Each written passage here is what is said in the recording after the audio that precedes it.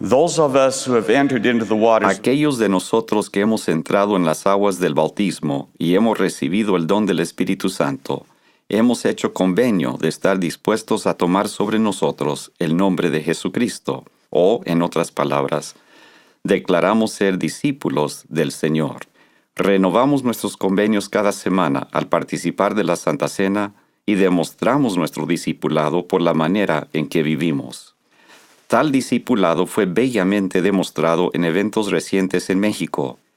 Había sido una primavera hermosa para las comunidades de fruticultores en el norte de México. Los árboles frutales estaban en plena floración y las expectativas para una cosecha generosa eran grandes. Ya se habían hecho planes para pagar préstamos, reemplazar equipo y huertos viejos. Hasta se habían hecho planes para vacaciones familiares. Reinaba un aire general de optimismo. Entonces, un lunes por la tarde, entró una tormenta invernal y empezó a nevar. Nevó hasta las 3 de la mañana. Al despejarse el cielo, la temperatura cayó. Se hicieron todos los esfuerzos posibles durante la noche y la madrugada por salvar por lo menos parte de la cosecha. Todo fue en vano. Simplemente el clima se había hecho demasiado frío y la cosecha se congeló. No habría fruta para cosechar y vender este año.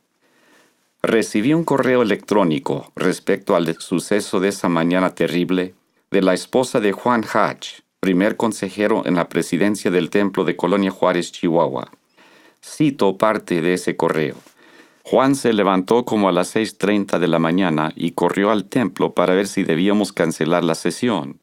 Regresó diciéndome que el estacionamiento y el camino estaban despejados, de manera que decidimos seguir adelante.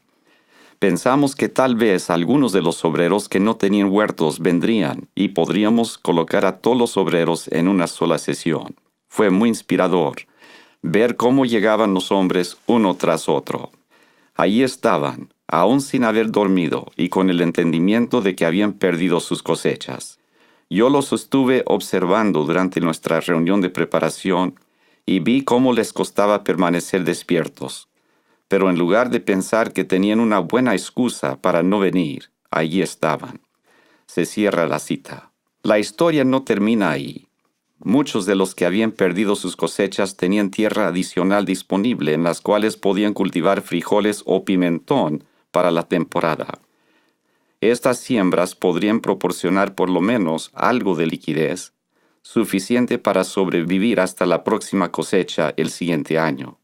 Sin embargo, había un buen hermano con una familia joven, quien no tenía tierra adicional disponible, y se estaba enfrentando a un año sin ningún tipo de entrada. Otros en la comunidad, viendo la situación tan precaria del hermano, y actuando bajo su propia iniciativa y gasto, hicieron arreglos para obtener una pequeña propiedad. Usaron su equipo propio para preparar la tierra y le proporcionaron plantas de pimentón para que las sembrara. Yo conozco a los hombres que acabo de mencionar. Conociéndolos, no me sorprendió lo que hicieron, pero aquellos que no los conocen se han de estar haciendo dos preguntas, ambas empezando con las palabras ¿por qué? ¿Por qué habían ido al templo a cumplir con sus obligaciones y servir si habían estado despiertos toda la noche y sabían que habían perdido la mayor parte de sus ingresos para todo el año? ¿Por qué usarían los recursos preciosos que ahora estaban tan escasos para ayudar a otro en desesperada necesidad de ayuda, cuando ellos mismos estaban ahora en una situación económica muy seria?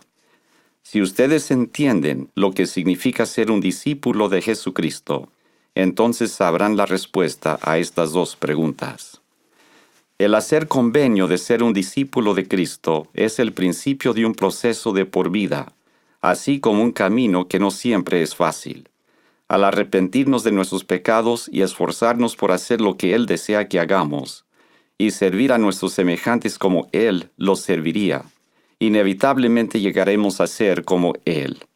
El llegar a ser como Él y ser uno con Él es nuestra meta y objetivo principal, además de ser esencialmente la definición misma de un discípulo verdadero. Como les preguntó el Salvador a sus discípulos cuando visitó el continente americano. Por lo tanto, ¿qué clase de hombres habéis de ser? Y entonces, respondiéndose su propia pregunta, dijo, en verdad os digo, aun como yo soy. El llegar a ser como el Salvador no es una tarea fácil, especialmente en el mundo en el que vivimos. Nos enfrentamos a obstáculos y a la adversidad todos los días de nuestra vida.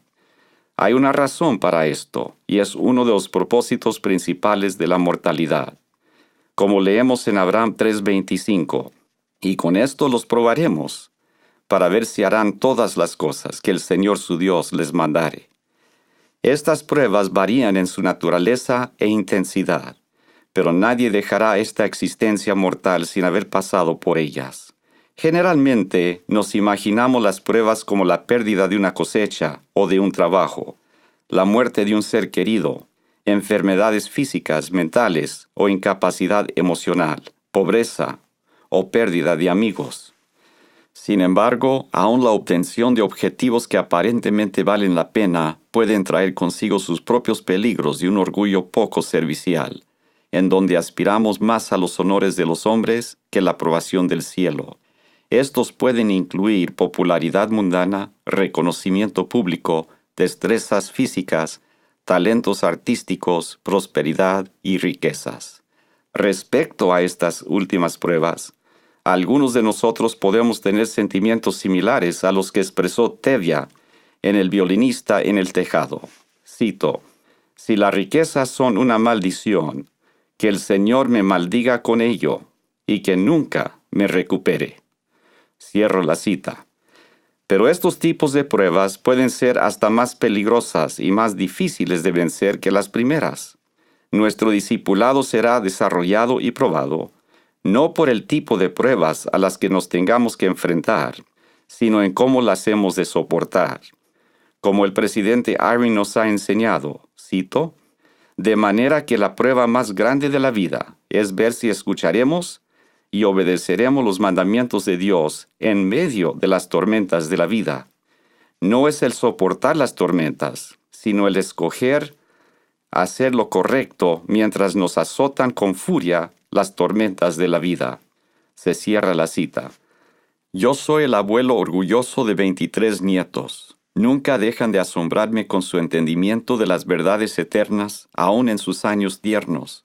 Mientras me preparaba para este discurso, les pedí a cada uno de ellos que me enviara una definición muy breve de lo que ellos entendían de lo que significa ser un discípulo o seguidor de Jesucristo. Recibí esta respuesta de Benjamín, de 8 años. Cito, «El ser un discípulo de Cristo significa ser un ejemplo. Significa ser un misionero y prepararse para ser un misionero. Significa servir a los demás. Significa que lees las Escrituras y que haces tus oraciones. Significa que guardas el día de reposo. Significa que escuchas los susurros del Espíritu Santo. Significa que vas a la iglesia y vas al templo». Cierro la cita. Yo estoy de acuerdo con Benjamín. El discipulado tiene todo que ver con el hacer y el llegar a ser. Al obedecer sus mandamientos y servir a nuestros semejantes, llegamos a ser mejores discípulos de Jesucristo. La obediencia y la sumisión a Él nos trae el compañerismo del Espíritu Santo, junto con las bendiciones de paz, gozo y seguridad que siempre le acompaña a este tercer miembro de la Trinidad. Estas bendiciones no pueden llegar de ninguna otra manera. Finalmente, el someternos en forma total a su voluntad es que llegamos a ser como Él es. Discipulado es lo que vi que se estaba practicando en el templo de Colonia Juárez y en sus campos cercanos. Yo les testifico que cuando nosotros obedecemos sus mandamientos, servimos a otros y nos sometemos a su voluntad, nos convertiremos en verdad en sus verdaderos discípulos. Así testifico en el nombre de Jesucristo. Amén. Is the ultimate goal and objective, and essentially the very definition of true discipleship. Discipleship is what I saw being practiced in the Colonia Juárez Temple and in its nearby fields as brothers and sisters in the faith reaffirmed their commitments to God and to each other, despite heart-rending adversity. I testify that as we obey His commandments, serve others, and submit our will to His will, we will indeed become His true disciples. I so testify in the name of Jesus Christ. Amen.